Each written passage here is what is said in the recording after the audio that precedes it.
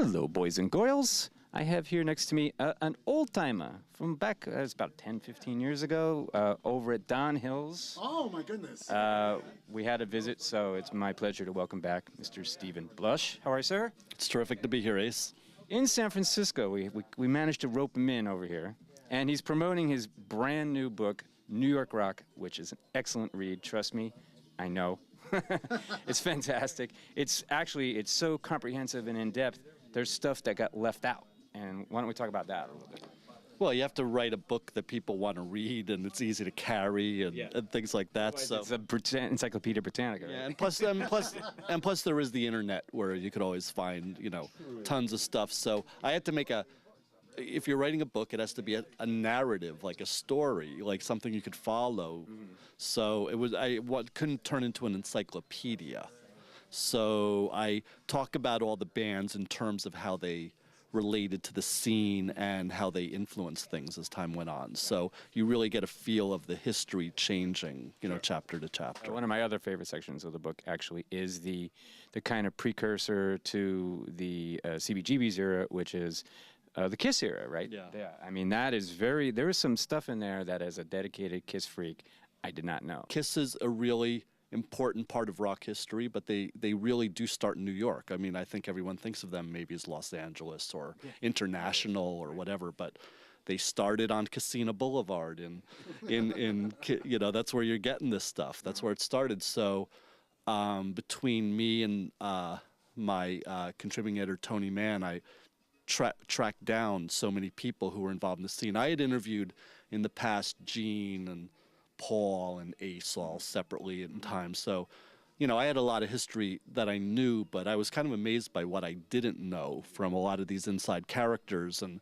for instance, with Kiss, just understanding the importance of Sean Delaney and Bill Aucoin, of course. But also what I learned was that, well, I'll put it this way. One thing that I've learned about all the great rock stars is that they're kind of like sponges for ideas. They pick up on everything. Mm-hmm. And Gene Simmons, like a Bob Dylan, Gene Simmons is a perfect example of that. He was hanging out on the glam rock, the glitter rock scene, and he wasn't really cool enough to be accepted into the Max's Kansas City, Warhol kind of world. But he paid attention. He paid attention, and they watched how the New York Dolls did it, and they watched how all these bands that were kind of contemporaries of the New York Dolls who didn't really make it because they didn't really record, be it the Magic Tramps or Harlots of 42nd Street or the Brats, like a lot of these names that you would only know from lore, so to speak.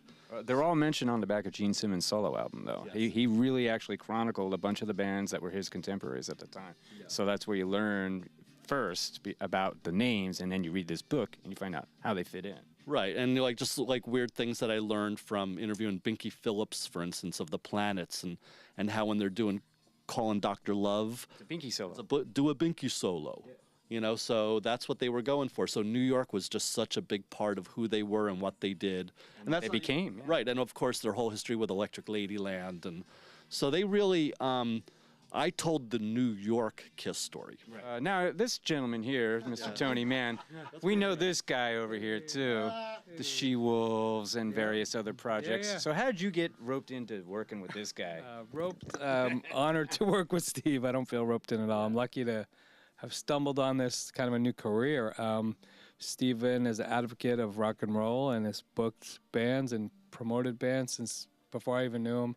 I've known him quite a long time. He used to book She-Wolves and other bands I played in and all the contemporaries. And so, kind of friendly and, talking about something he's working on. He did the reboot for American Hardcore, and then he started working on New York Rock way back then. It's been almost 10 years. And kind of bouncing ideas around, and he's kind of making like a discography of, this kind of started as like a family tree and discography of every band ever in New York that ever had a release, and that exists, but that's not even in this. Okay? Yeah, that'd be too much. This was overwhelming. Yeah, this was like 1,000 pages. Before I even figured out the start and stop of it, I had to kind of figure out what the music was. Yeah, so Stephen would say, who was in the Brats, what guys, what's the real lineup, and I'll just call I know most of them, but I'll just call. How great is that? Rick Rivets or something. You know these guys? Yeah, they've asked me to play with them. Yeah, I know them, and you know, whatever. So I played with Sylvain, and that carries a lot of weight in New York. And I played with Didi Ramone, that carries a lot of weight. Jayne County, I played with some of the best New York rockers ever. And this is to the become book. a star, you need talent, charisma, dedication, intelligence, energy, intensity, and a hell of a lot of luck.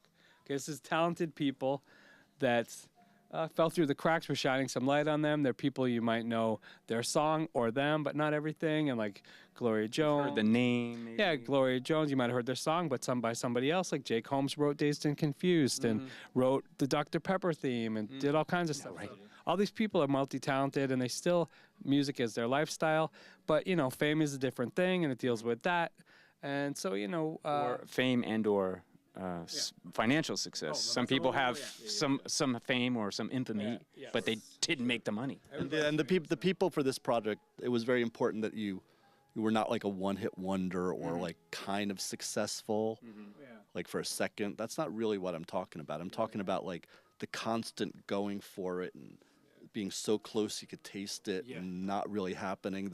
So wrote the book Lost Rockers, Broken Dreams, and Crashed Careers. Awesome. It's so great to be here. Reality check. Reality.